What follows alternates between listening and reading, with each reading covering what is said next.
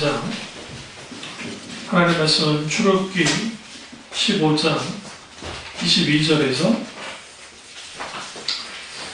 26절까지 보겠습니다.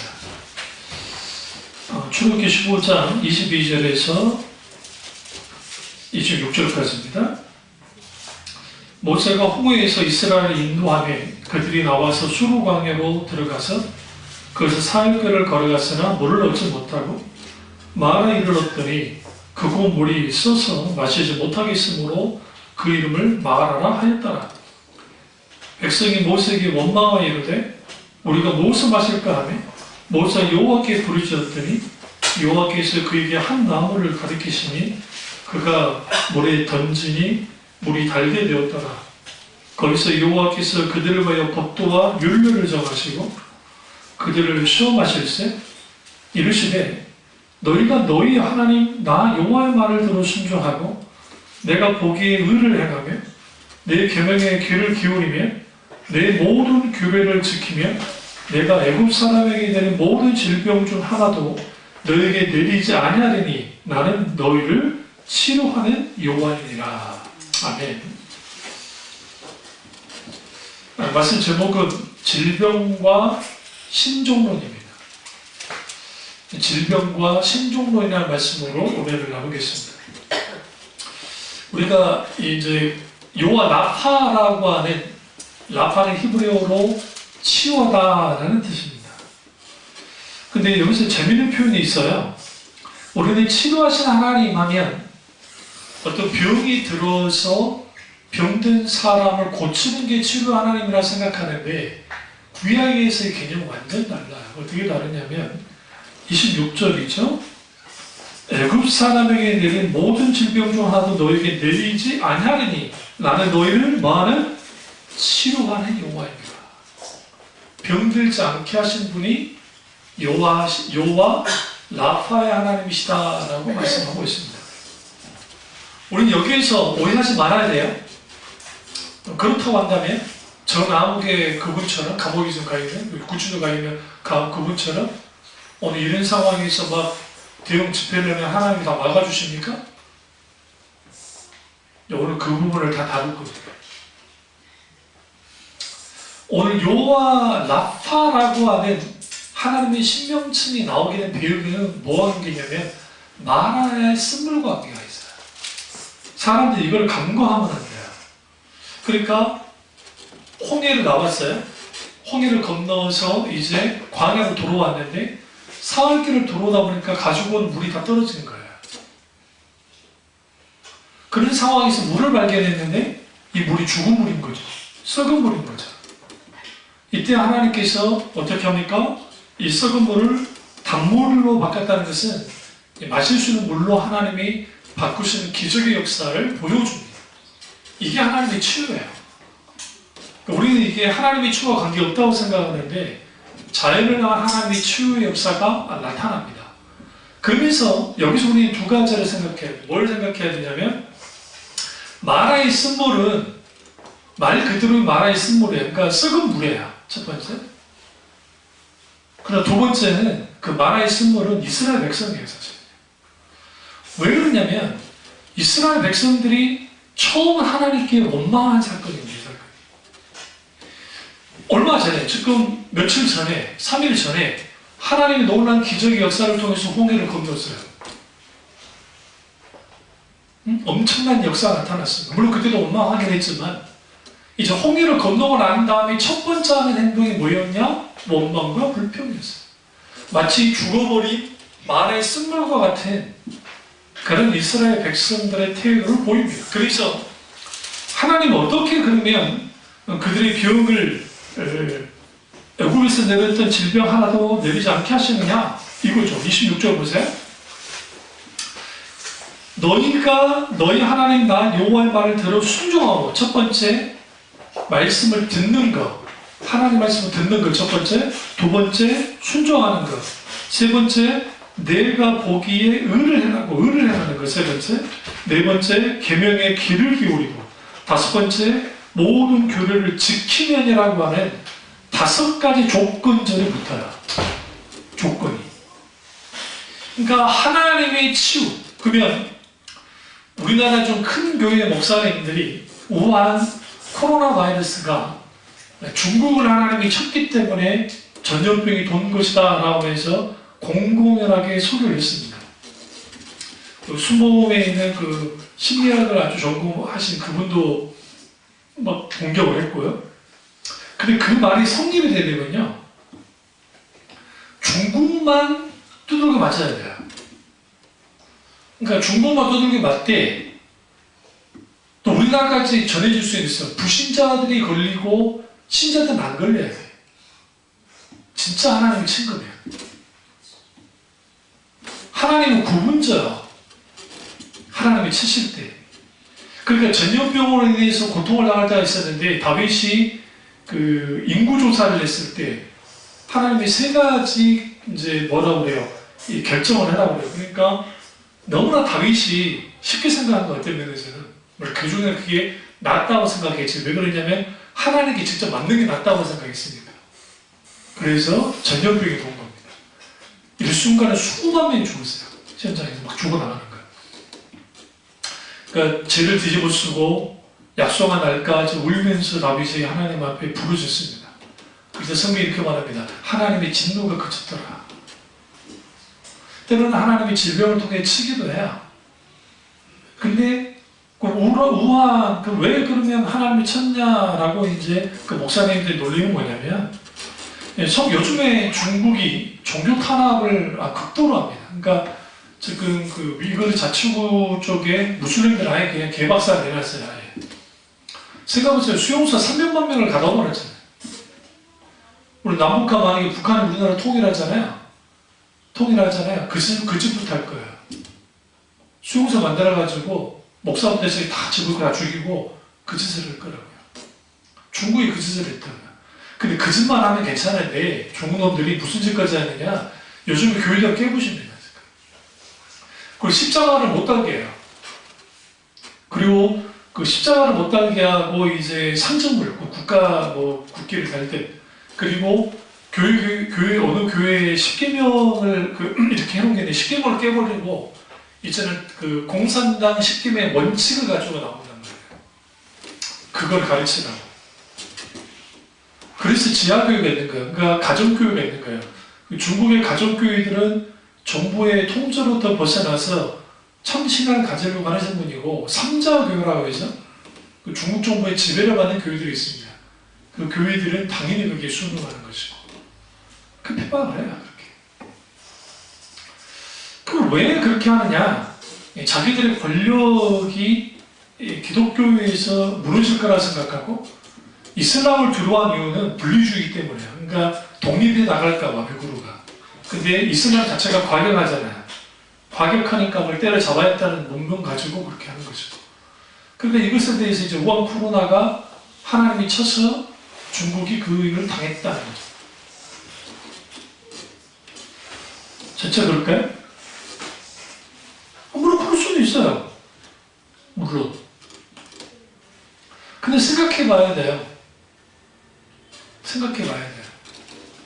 불과 1914년도에 스페인 독감이 돌아가지고 세계 인구의 3천만 명이 죽었어요. 그게 지금 신종 코로나랑 똑같아요. 우리 신종 플루 있죠? 신종 플루와 연계소를 거의 비슷한 거예요. 근데 덜 죽었던 이유는 뭐냐면 세계적으로 몇만 명이 죽었잖아요. 그런데 그는 의학이 발전했기 때문에 그렇기 때문에 막아낸 거지. 만약 그게 안 됐으면 인구 상당수가 전멸했을 겁니다. 그러면 이 병은 왜 생겼을까? 이 병은. 그럼 이제 질병은 어떻게 생기는지에 대해서 이 말씀을 드리도록 하겠습니다. 질병의 근원은 하나님이 인간에게 질병을 주신 게 아닙니다. 실제로. 그럼 언제 생긴 거냐? 창세기 가보시죠. 창세기 3장 딱 가보세요. 아담과 하와가 타락을 합니다. 타락하고 난 다음에 18절 보시죠. 땅 땅이 내게 가시덤불과 엉겅퀴를 낼 것이라 내가 먹을 것은 밭의 채소인즉 내가 흙으로 돌아갈 때까지 얼굴에 땀을 흘려야 먹을 것을 먹으리니 내가 그것의 체험을 입었음이라 너는 흙이니 흙으로 돌아갈 것이니라 하시니라. 16절 또 여자에게 이르시되 내가 네게 임신한 고통을 크게 하리니 내가 수고하고 자식을 낳을 것이며 너는 남편을 원하고 남편은 너를 다스릴 것이니라 하시고 그리고 17절 쭉 보세요. 아담에게 이르시되 내가 내 아내의 말을 듣고 내가 네게 먹지 말라 한 나물 열매를 먹었은즉 땅은 너로 말미암아 뭘 받고 저주를 받고 너는 내 평생에 수고하여야 그 소산을 먹으리라. 여기서 땅은 자연을 뜻해요. 통칭적으로 자연이 저주를 받은 거예요.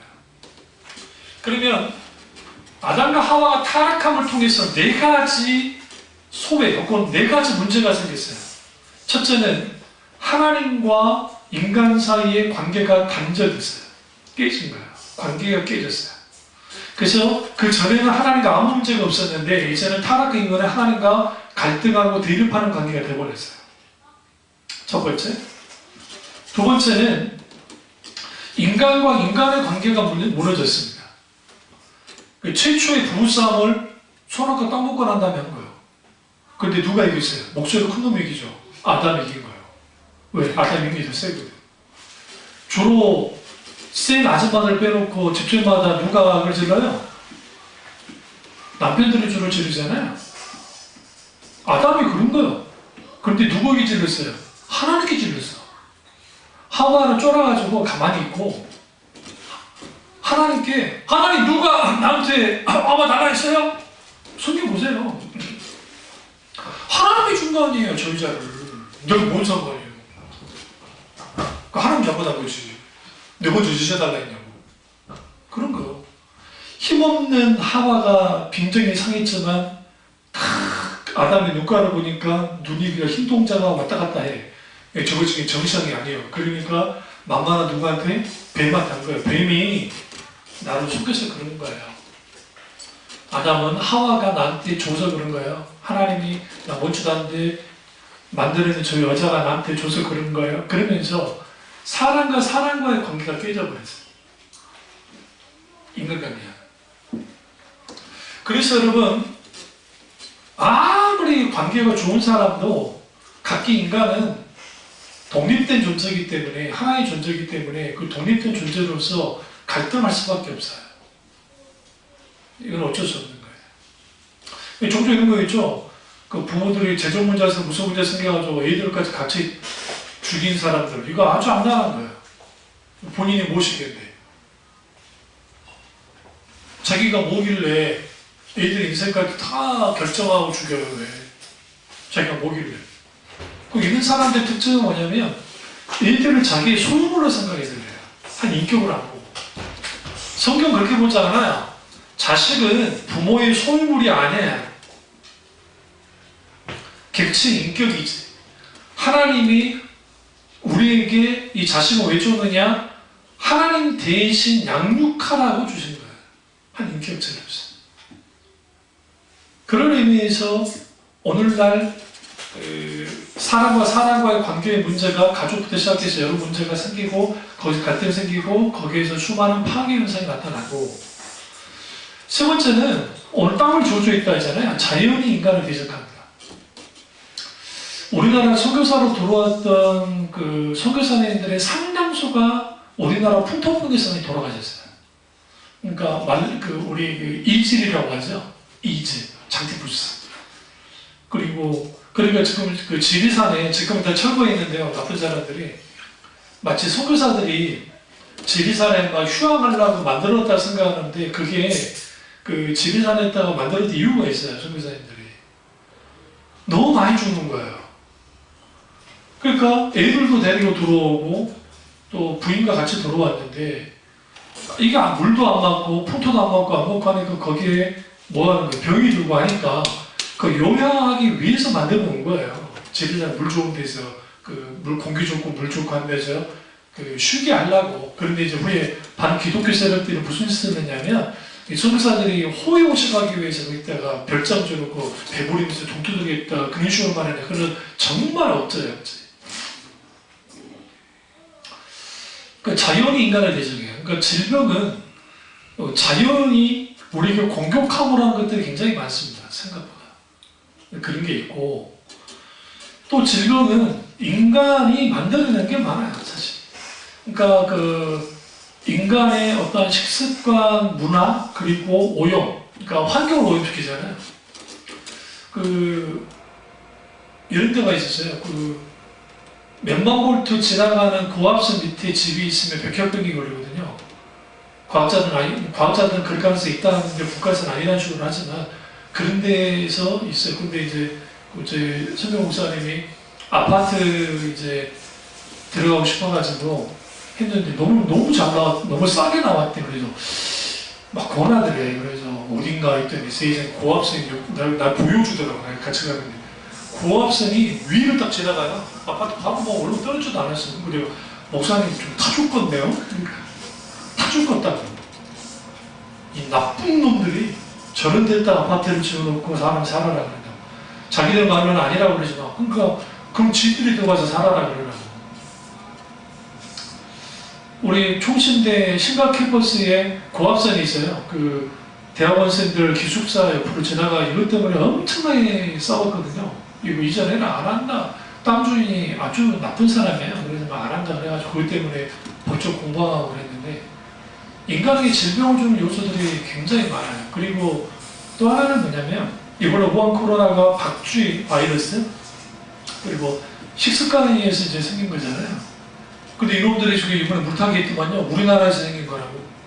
대한민국에서 넘어온 거라고. 신천지가 만들어낸 거라는 식으로. 아주 진짜 이런 저질들이 없어. 그러니까 일본 놈들도 저질인데 중국 놈들도 더 저질이고 우리는 정말 러시아 놈들도 뭐 만만치 않고 우리는 정말 복 없어요. 이웃나라 복이 없어요. 이웃나라 복이. 여기서 50km만 가면 또 더 복 없는 놈이 있잖아요. 김정은이라고 또 판문점 다 넘어가는 별로들.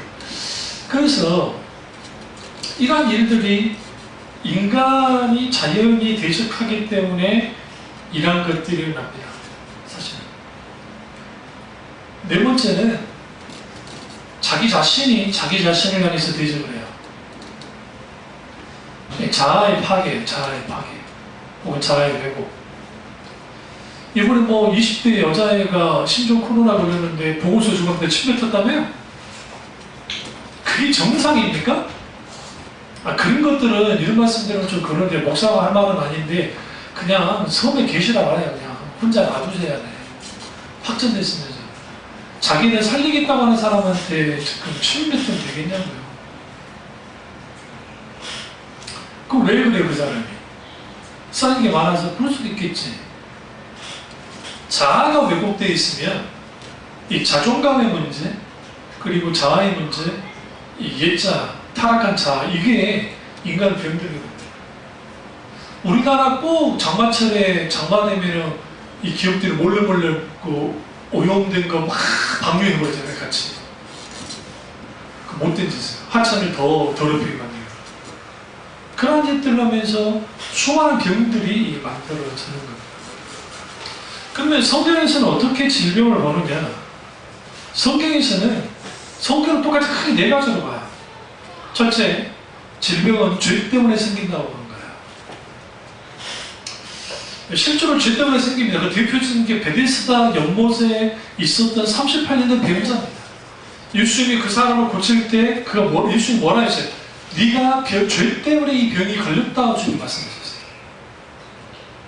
그리고 주님 마음에가 죄를 용서하십니다. 치유하십니다.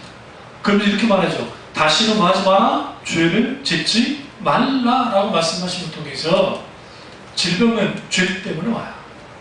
근데 문제는 이거예요. 문제는 오늘날의 은사주의자들이나 신학적이고 신앙적인 편견을 갖고 있는 사람들이 병은 다 죄 때문에 온다라는 것으로 가져가는 거예요. 여기 신천지가 나뉘는데요. 이초속이나 지금 귀신론주의자, 마귀론주의자들이 이 사람들이 모든 병은 귀신이 준다고 그러거든요. 그러니까 모든 병은 귀신이 주기 때문에 귀신을 쫓아내면 모든 병이 고침받는다고 주장을 해요. 이 사람들이 신종 코로나 앞에서 어떻게 반응한지를 봐야 돼요. 뭐 그대로 그러겠죠. 그는 사탄이 하는 것이다. 아주 쉽죠? 바이러스인데. 그러니까 사고방식이 중세시대에 있다 머물러 버려요. 자기들이 잘못된 교리를 가지고. 그러니까 질병은 죄 때문에 하게 돼요. 그래서 모든 질병의 사실상 결과는 아담과 하와의 원죄가 원인이고 모든 병의 원인이고 그렇다고 해서 그 죄 때문에 무조건 병에 걸리는 건 아니다. 다만 아담과 하와의 첫 번째 그 죄가 인간에게 질병이 들어오도록 만든 건 사실이라는 거예요. 그래서 개인의 죄가 뭐가 만든다? 질병을 갖게 하는 겁니다. 문자는 예수님 당시 그 모든 병을 죄 때문이라고 이제 단정을 해버린 거야. 그러니까 문둥병이든 어떤 병이든 정결법에 의해서. 부자는 넌 저주받은 거야. 그래서 소경이 있죠. 소경들을 향해서 너는 저주받았기 때문에, 너는 죄인이기 때문에, 너는 죄가 많기 때문에 이렇게 된 거야. 예수님은 그게 아니라는 거예요. 죄 때문에 질병이 생기기도 하지만 그렇지 않는 경우가 있음을 주님이 분명하게 말씀하셨다. 첫 번째, 죄 때문에. 두 번째는 인간의 실수야. 그러니까 인간의 잘못된 습관이나 행동 때문에 생기는 거야. 사실 그 수많은 질병은 그러니까 아프리카된 예수님 당시 왜 안과 질환이 많았냐면 우리나라는 정말 복이 많은 게 우리나라는 나무가 많아가지고 우리는 황사바람 같은 게 그렇게 불지는 않아요. 중국에서 넘어와서 그렇지. 그래서 상대적으로 우리나라는 안과 질환이 덜해요. 근데 문제는 뭐냐면 수인성 질병, 그러니까 물이 오염되어 있으면 안과 질환이 와요. 우리 물과 상관없을 거라 생각하잖아요. 아프리카 지역의 젊은 이제 18살, 20살밖에 안 되는 애들이 앞으로 못 봐요. 요즘. 왜 그런가 하고 이제 딱 들어가서 20살들 보니까 물이 오염된 물을 계속 먹다 보니까 이게 눈까지 바이러스가 침투를 해가지고 해요. 근데 이게 우리나라 약으로는 아주 그냥 가볍게, 그러니까 우리나라 돈으로 1,000원 정도면 가볍게 고칠 수 있는데 그게 안 되니까 오류시설도 안 되고 안 되니까 그걸 방치하다가 무슨 백내장인데 세 번째 백내장인가 그것에 의해서 방치하다 보면 어느 시점에 신병을 해버려요. 그래서 이제 선교사님들 그걸 알고 가장 먼저 한 게 뭐냐면 우물을 판 거예요. 그래서 도로물 먹지 말고 우물. 근데 이 우물도 이제 한계가 있으니까 큰 탱크 있죠. 아프리카가 비가 안 온 건 아니기 때문에 곳곳에 물탱크를 만들어가지고 비가 올 때 물을 받는 거예요. 받는 장치를 만들어야거든요. 만들어가지고 거기에 비 올 때 물을 탁 담아서 그 물로 이제 할 수 있도록. 왜냐하면 지하수는 언제든지 고갈되기 때문에 이제 노력을 하는 거죠. 그러니까 그런 것들, 사람이 만들어낸 환경, 척박한 환경, 습관, 생활, 이러한 것들이 인간에게 질병을 가져다 주기도 합니다. 이거 아세요? 농촌 지역에 오히려 암 발생률이 높아요. 그러니까 우리 저기 뭣도 모르고 저는 그게 물 맞고 공기 좀 더 가다 하다가 농약이 죽어버려요. 그러니까 시골로 가려면 논밭이 없는 곳으로 가야 돼요. 최대한 떨어진 곳, 몇 킬로 떨어진 곳에 하나 들어가야 돼요. 왜냐하면 제초제를 엄청 쓰거든요. 그거 안 쓰면 절대로 농사 못해요. 다행히 유기농 농법으로 하는 분이 거기서 하면 상관없겠지만 근데 이런 집들 있잖아요. 그 논밭 있고 막 하는데 거기 집 하나 딱 있는 거. 이게 아주 위험한 집들이에요. 그래서 생각보다 농촌 어른들이 왜 하면 그래서 이제 국가에서 딱 보니까 이게 제초제다. 제초제. 또 하나는 우리처럼 상수도가 안 좋잖아요. 도시는 상수도가 좀 그 상수가 안 들어오거든. 그러니까 우물이 당연히 농약이나 그런 거에서 오염이 될 수밖에 없고 오염된 물 마시죠. 잘못된 공기 마시죠. 좋은 거 같지만 그렇지 못하단 말이야. 그러니까 공기 좋을 때는 겨울밖에 없는데 요즘에는 겨울에 공기가 좋지도 않아. 황사가 알아서 오셔주니까. 황사든 미세먼지는 날아와 버리니까. 그래서 인간이 스스로 잘못된 생활 방식과 환경을 만들어서 병이 생깁니다. 이게 굉장히 중요합니다. 그리고 위생 있죠? 개인 위생. 오늘날 같은 시국에도 화장실 볼일보고 손 안 씻고 가는 인간들도 있더라고요. 이야, 배짱이 대단하네. 나 진짜, 젊은이들도 그렇고 막. 그러니까, 그런 것들, 개인 위생 감염이 이제 떨어진 사람들, 그게 문제죠. 그러기도 하고, 그 다음에 세 번째는, 하나님의 영광을 위해서 질병이 주어지는 거예요. 이게 이제, 욥과 관련된 경우입니다. 그게 많지는 않습니다. 욥이 그랬잖아요. 욥이 어떤 죄도 없었는데 하나님이 죄를 허용하셨죠. 그래서 하나님의 영광을 위해서 질병이 때로는 주어지기도 합니다. 첫 번째는 죄 때문에, 그 다음에 두 번째는 인간의 어떤 생활 방식과 잘못된 어떤 라이프 스타일, 생활 방식, 여러 가지 환경 만드는 것, 그것이 그런 것이고, 하나님의 영광 때문에. 네 번째는 귀신이에요. 그러니까 실제로 예수님이 치유를 하실 때 귀 먹고 눈 먼 귀신아 물러가라 라고 하실 때 있어요. 때로는 귀를 먹게 하고 눈을 먹게 하고.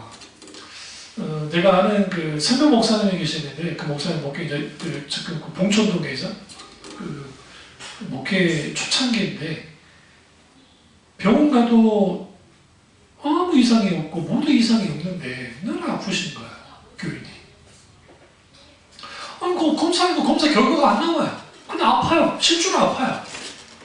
그래서 자살도 시도하고 막 그런 거야. 그러다가 천막교회에 그냥 어떻게 소문을 듣고 거기 하나님 놀라운 역사가 있다니까 와서 이제 하는데 그때 하나님이 강력하게 역사하셔서 귀신을 쫓아내고 그 자리에 난 거예요.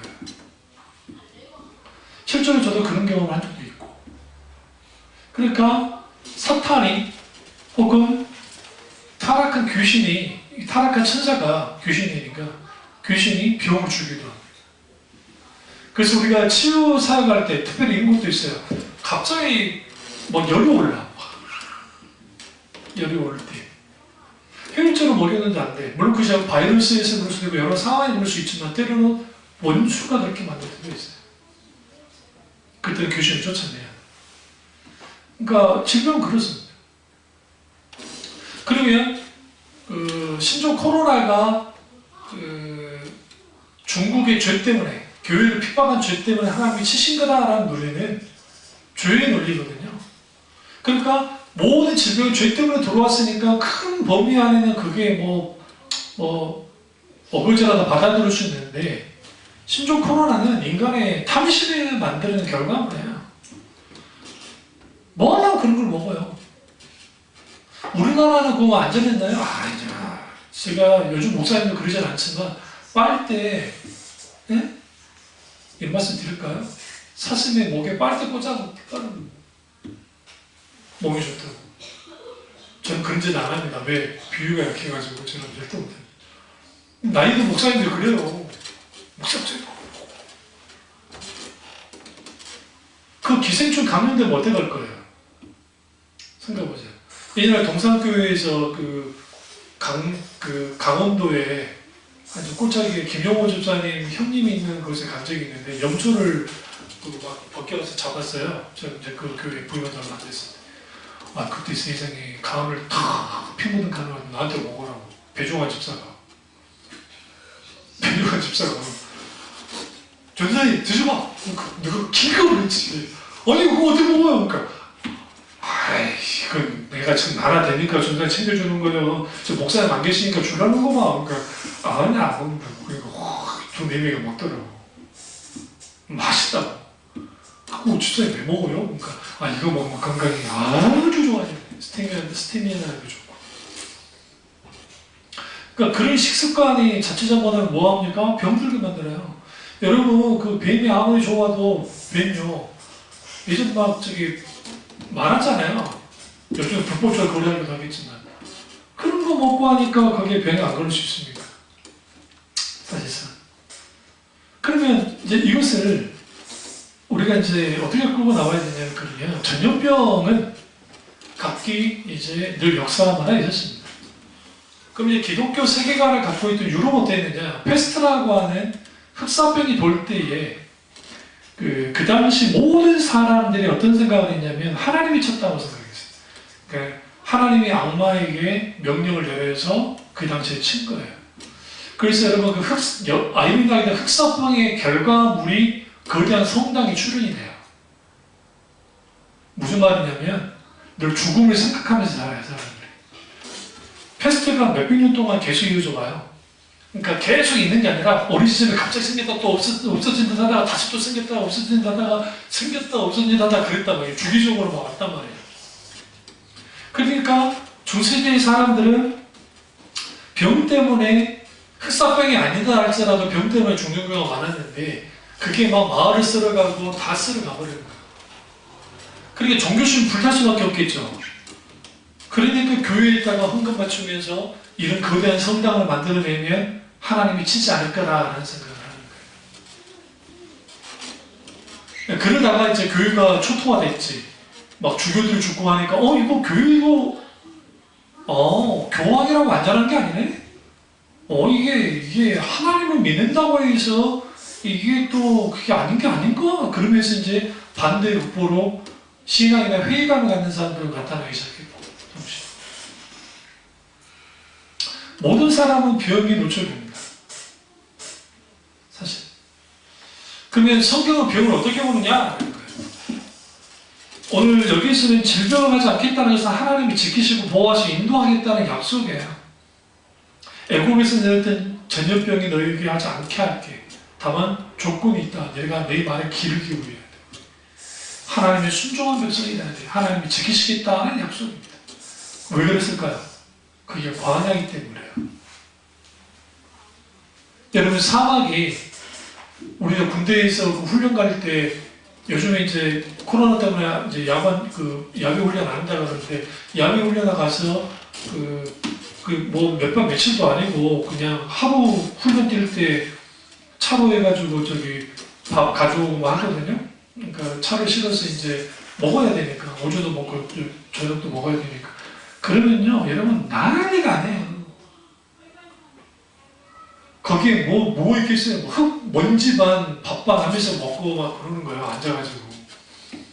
근데 사막은 말할 것도 없죠. 얼마나 위생적으로 안 좋겠어요. 여러분 200만 명이 볼일만 되게 감당이 안 될 거 아니에요. 성경에 그들이 40년 동안 전염병에 의해서 죽었다는 기록이 없고요. 하나님이 치시기 전까지. 두 번째는 불뱀이 나와서 죽였는데 정갈과 불뱀이 했을 때 하나님은 그걸 다 막으셨던 거예요. 그러니까 특수한 경우이기도 해요. 이 말씀은 사실은. 그러나 역사 이래로 병에 대한 것, 질병과 신앙의 관계 속에서 여기서 이제 어떻게 이해를 해야 되냐면 오늘날에는 잘못된 세계관이 들어와가지고 두 가지 극단을 가는 거예요. 하나는 질병은 무조건 병원 가서 고쳐야 된다. 그것도 하나님 간접적인 그 은총이기 때문에 그 말은 맞는 말이에요. 문제는 뭐냐면 기도해봤자 안 낫는다는 거죠. 그러니까 목사님들이 기도를 하는데 신방 가가지고 병원 신방 가가지고 기도를 하지만 그것은 위로용이지 진짜 치유된다고 생각하면 기도하는 건 아닌 거예요. 그 말에 치료해달라 그래요. 하나님 치료해 주십시오. 제가 병원 신방 갈 때는 이 사람 내가 기도를 통해서 이 사람 치유하겠다고 그렇게 가진 않아요. 저도. 제가 갈 때는 하나님께 계속 물어요.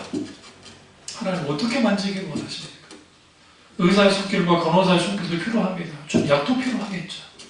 그러나 주님 그걸로도 안 되는 뭔가 있지 않습니까? 심지어 와서 어머니 그러잖아요. 의사가 포기했잖아요. 약으로도 안 된다. 중보기도를 하는데 불편하게 하나님은 그때 내가 그런 말이 나오기 전에 여기서 제가 그랬잖아요. 하나님의 뭐라 그랬어요? 하신다고 했지만 상태는 더 나빠졌잖아요. 극적으로 좋아지니까 의사가 어떻게 반응해요?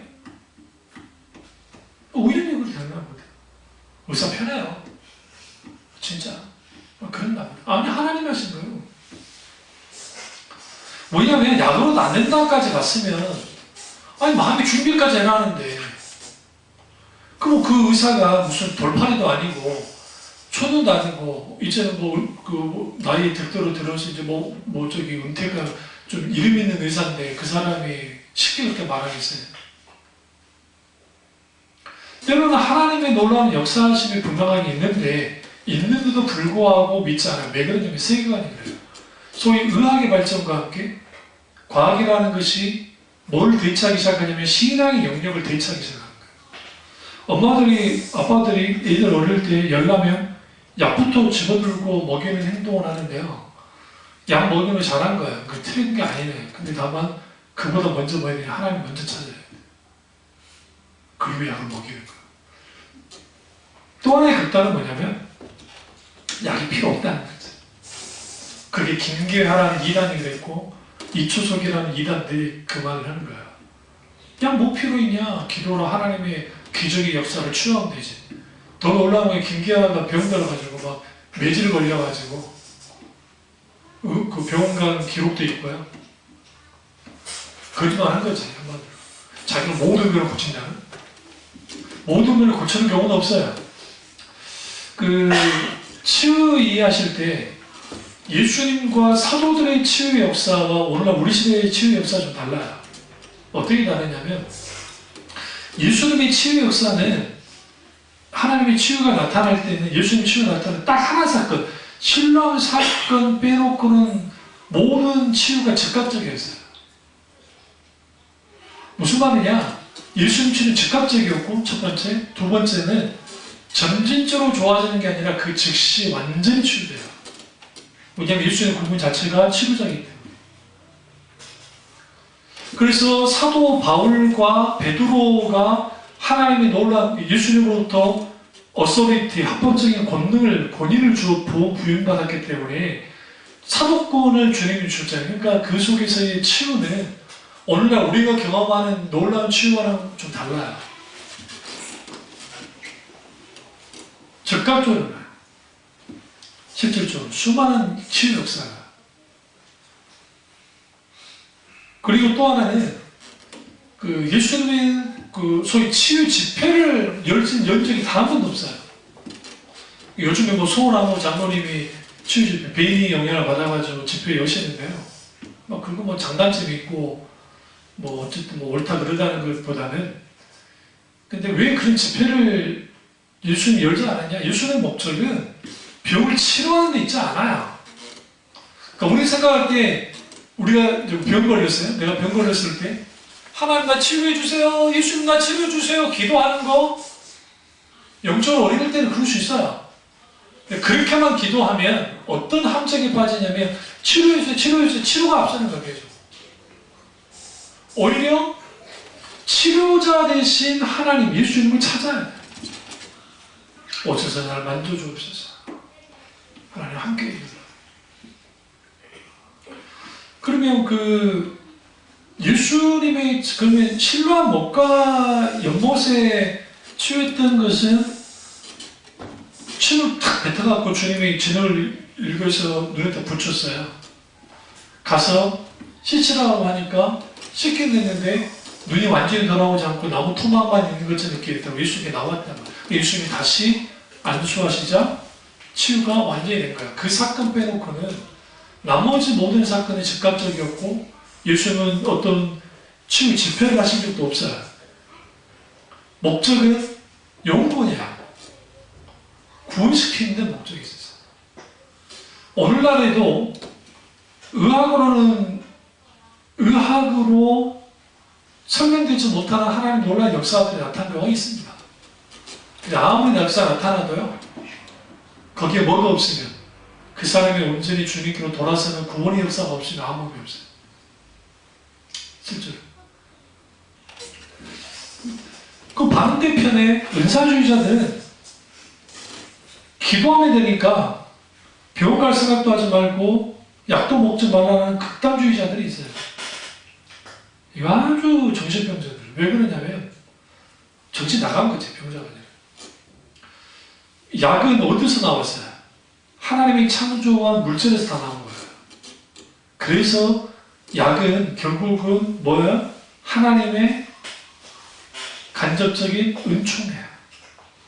그러면 치유는 사도라 할지라도 치유는 내가 치유의 은사를 갖고 있기 때문에 내가 안수하면 다 낫느냐? 그렇지 않아.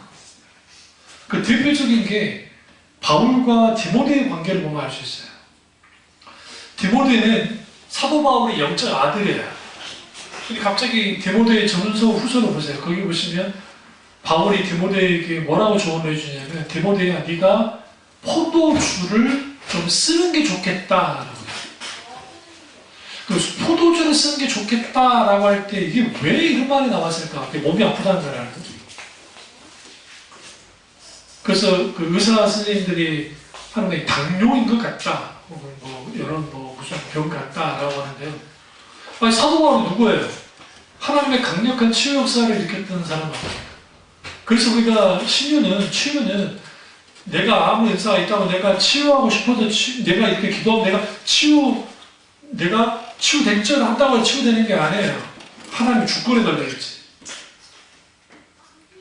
제가 그런 경우를 많이 해요. 그 신방 가가지고 아프신 분들 기도하잖아요. 그럼 갑자기 엄청난 뜨거움이 있어요. 난 분명히 뜨거움이 있었고 하나님 만지는 게 있는데 이거 안 맞는 거예요. 소수들. 그럼 저는 뭐 하는 줄 아세요? 계속 주님과 기도해요. 생각날 때마다. 하나님 이거 번 치유주, 하나님 이렇게 해주시고, 하나님 계속 관계 속에 하나님 어떻게 계속 묻습니다. 그리고 난 다음에 어느 시점 되면 하나님 또 치유할 때가 있고. 어쩔 때는 내가 그렇게까지 크게 기름 부음이 없었는데 놀라게 치유되는 거예요. 그걸 통해서 하나님 뭘 알게 하신지 아세요? 치유는 하나님이 주권, 하나님의 뜻을 안에 있다는 거예요. 사실. 그럼 우리 믿음표는 있어요. 베데스다 연못에서 치유받았던 사람은 하나님의 의지, 예수님의 의지로 된 거예요. 그 사람 믿음 하나도 없었어요. 그런 경우가 있고, 또 하나는 그 믿음, 그러니까 야이로의 딸, 뭘 요구하셨어요? 믿음을 요구하셨죠, 예수님이요. 머리도 넘어지고 불에도 넘어지는 아버지에게 뭘 요구하셨어요? 믿음을 요구하셨잖아요. 네가 믿느냐 하니까 내가 정말 믿음 없으면 불쌍히 여겨달라면서 내가 믿음 달라고 그러죠. 그래서 치유에서는 믿음이 요구되긴 해요. 분명한 우리의 믿음이, 나의 믿음이. 그럼 동시에 이거죠. 기도를 받는 사람의 믿음과 안수를 해주는 목사의 믿음이 같이 가야죠. 그렇다고 해서 무조건 치유가 일어나느냐? 그렇진 않아요. 이건 하나님의 주권에 걸렸기 때문에. 다만 중요한 것은 하나님께 민감하게 반응하는 거예요. 변하고 있어요. 여러분이 일체 신종 코로나가 난리인데요. 개인 위생에 철저해야죠. 일단은. 그리고 또 그런 기도도 해야 돼요. 어떤 그런 질병이 걸리지 않도록 하나님이 막아주시고 지켜달라고 그런 기도도 해야 된다는 거죠. 같이 동시적으로. 그게 굉장히 필요합니다. 그러면 병 그 자체는 그러면 우리에게 어떤 의미를 가져가 주느냐. 인간의 만약에 병이 없었으면, 질병이 없었다면 인간은 하나님을 상당수가 믿지 않았을 겁니다. 아이러니하게. 뭐냐면 인간이 그 질병을 경험했을 때 비로소 뭘 알게 되냐면 한계를 알아요. 그러니까 막 건강한 사람들은 자기 몸을 믿고 자기 막 그 믿고 살아요. 그런 의미에서 이 병은 믿음으로 잘 해석하면 하나님과의 관계 속에서 오히려 내게 유익이 될 수 있어요. 그 대표적인 게 사도 바울이죠. 사도 바울에게 세 가지 질병을 하나님이 허락합니다. 왜? 교만해집니다. 사도 바울은 그 사회적인 문화적 배경 가운데 오늘날만 엘리트거든요. 그리고 그 계급으로만 제1계급이고 로마 시민이었기 때문에 그 다음에 돈도 어쨌든 자주장사할 만큼 굉장히 돈이 많았던 사람이에요. 종교적으로 말할 것도 없고. 근데 그것만이 아니에요. 천국까지 보고 왔어요. 천국까지. 천국까지 보고 살아면 이 세상에 사도 요한과 사도 바울만 사실 천국을 봤거든요. 그러니까 이런 상황에서 사도 바울이 교만하지 않는 게 이상하잖아요. 그렇지 않을까요? 그러니까 하나님 뭐랍니까? 네가 너무 자고해지지, 네가 교만하지 않게 하기 위해서 내가 세 가지 가시를 주는 거예요.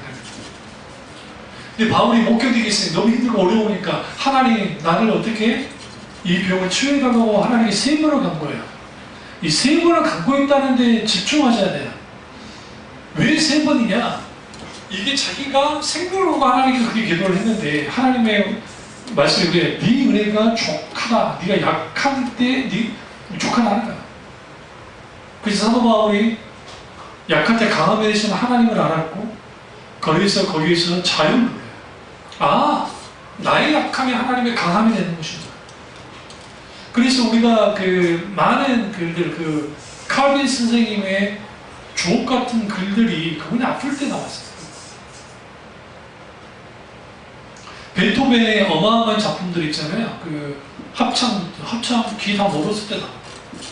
기뻐하며 경배하세 영광의 주 하나님. 후에 그걸 이제 가사를 붙였지만 이게 베토벤이 있는데 베토벤이 이제 지휘까지 했거든요. 귀가 안 되는데 지휘 못 하잖아요. 어떻게 했느냐? 진동 이렇게 진동.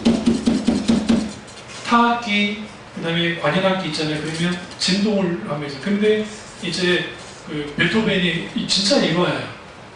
합창을 이제 한 거죠. 제가 안 들려요. 끝났는데 뒤에서 무슨 일이 벌어나는지 몰라요. 실제로 그 회고록에 보면 본인이 두려웠다고. 사람들이 조롱할까봐. 근데 그 이제 제일 바이올린이 수석 바이올린이 막 이렇게 할 때 있잖아요. 안 가봤으니까 몰라. 아, 정말 문화차이가 나네. 바이올린 이렇게 쳐줘요. 일부러 이렇게 하는 데가 있어요. 일부러 소리 크게 나지 않지. 이렇게 하면은 악기 연습들 막 해줘요. 그러면 이미 사람들이 기립박수 나가지고 기립박수 그 처음이자 마지막 집회를 했는데 그때 그 환희 그 질병이 그렇게 만든 거예요. 어때요? 질병 속에서. 그래서 우리가 질병이 걸렸을 때에 어떻게 해석하느냐, 믿음으로 받아들이고 해석하느냐, 그게 굉장히 중요합니다. 무조건 이거는 치유해야 되는 것이야. 그럼 우리는 치유가 될 때까지 치유되지 않으면 자유를 누리지 못해요. 근데 이거 아세요? 이 질병이 치유받았다고 해서 다음 질병이 없는 것이냐? 그렇진 않아요. 인간은 연약하기 때문에 그래요. 그러다 보니까 우리는 나이가 드실수록 건강이나 자신감이 이뤄가고 하죠. 그러니까 더 몸을 사리게 되는 거예요. 응? 그러니까 이제 뭡니까? 소위 말하는 여러 이제 기후, 그러니까 내가 이렇게 이 병에 걸리면 어떡하지라고 하는 그런 불안감이 있습니다. 그리고 이번에 신종 코로나 이 문제는 오히려 하나님께 감사해야 될 게 신천지가 이 정도까지 파고드는지 몰랐는데 하나님 흔들어 버렸어요. 하나님 은혜가. 이제는 유명 연예인부터 시작해서 정치인, 연예인, 유명인들 이름이 다 나와야 돼요. 그대로 뿌리를 뽑아야 돼요. 이낙연 전 총리한테까지 손을 뻗쳤다잖아요. 신천지가. 정말 이낙연 총리 그분은 밑에 참모 참 잘 두신 거예요. 그 참모분이 그를 갖다 있으니까 다행이지. 그냥 그것도 모르고 사진 한 판 딱 찍었으면 그 사진이 돌아다니는 순간 이거 전체 생명 끝난 거예요. 사실상. 그래서 우리는 이런 상황에서 그럼 어떻게 해야 되냐? 정말 이 나라 이민족을 기도해야 되고 여기 그 관련된 우리 종사하신 분들도 그렇고 정말 기도하시면서 그렇게 하실 필요가 있고, 또 중요한 거는 이럴 때 우리 크리스찬들은 어떻게 해야 되는 것인가? 충분히 어떤 질병이나 이런 것들은 결국은 인간의 연약함 때문에 생긴 것이고 이럴수록 주님을 더 찾아야 돼. 그리고 왜 하나님이 우리에게 질병을 허락하시는 것인가? 이 문제가 이제 심정론의 문제인데요. 우리에게 고통 주려고? 아니에요. 인간이 아무것도 아니라는 것을 알고 하려고. 그래야 하나님을 찾으니까. 그래서 하나님께서 이 모든 것들에 대해서 분명하게 뭐 하시는 거예요? 보시는 거예요. 아우슈비츠에 독가스에 죽었던 유대인들이요. 그 독가스 누가 만든 건지 아세요? 유대인이 만든 거예요. 여러분 모르시죠? 그게 1차 대전 때 유태인 학자가, 화학학자가 독가스 만들어가지고 적진에 독가스 퍼뜨려서 애들도 다 죽였다. 근데 그 독가스에 누가 죽었어요? 동족 유대인들이 독가스에 죽었어요. 그럼 그건 질병이라고 볼 수는 없잖아. 어쨌든 인간이 어쨌든 병균 그 독가스는 걸려서 사람 죽인 거 아니에요? 이러한 일들이 세상에 일어나고 있어. 그러면 여기서 우리는 뭘 알아야 돼? 아, 내가 의지할 분 누군가? 하나님이라는 거예요. 의사 선생님들도 돌아가시잖아요. 중국 같은 데 보면. 그런 걸 보면 우리는 보다 더 뭐 할 필요가 있어요?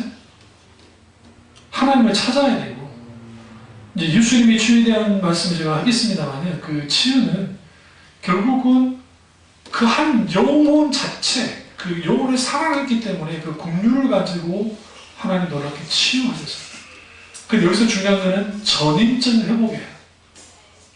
병 고침에 가장 중요한 것은 내 인격과 내 영혼과 내 정신과 이 모든 같이 회복돼야 돼요. 이게 회복이 되지 않으면 우리는 마음이 되느냐? 소위 병은 났을지 모르지만 마음의 병이 걸릴 수도 있고, 또 병이 나았다 할지라도 하나님을 떠나면 아무 의미 없어요. 그런 의미에서 이 세상 질병은 갑자기 무슨 단순히 죄 때문에 그런 건 아니고 복합적이다. 크게 봤을 때는 먼저의 영향에 의해서 생긴 것이고, 사실상 인간들이 만드는 거 많고, 때로는 원수가, 때로는 하나님의 영광을 위해서, 때로는 죄 때문에, 때로는 여러 가지 인간의 잘못된 어떤 삶의 어떤 방식, 그런 것 때문에 생기기도 한다. 오늘 그 병 앞에서 어떻게 하느냐? 두려워하거나 낭만하기보다는 깊이 하나님을 찾아야 돼요. 그리고 치료자이신 주님을 믿으셔야 됩니다. 왜냐하면 예수님, 하나님께서 40년 동안 누굴 지켰듯이 이스라엘 백성을 지켰듯이 그 놀라운 은혜가 저 여러분의 있기를 주님으로 축원합니다. 기도하겠습니다. 하실 때 이 말씀이 나의 말씀이자 우리 말씀이